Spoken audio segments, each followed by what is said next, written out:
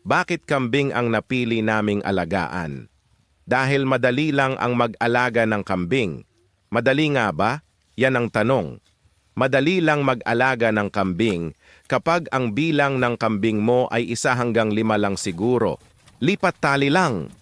Kung may sariling lupa, walang kahirap-hirap. Kung kukumpayan naman, konti lang din ang kailangan dahil konti lang din ang kambing na papakainin. Pero kapag lumampas na dyan, ay ibang usapan na lalo't kung walang sariling lupa na pagpapastolan at makukuhaan ng pagkain. Hindi madali ang pag-aalaga ng kambing, lalo na pag sobrang dami na ng mga alaga natin. Sipag, tiyaga, tamang diskarte, pinansyal at hands-on na dapat tayo kahit may caretaker pa tayo.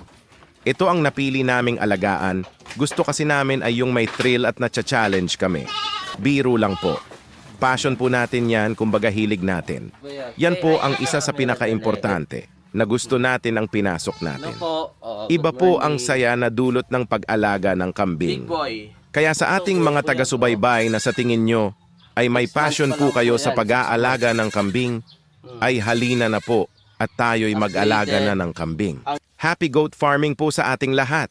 Like, share and follow for more.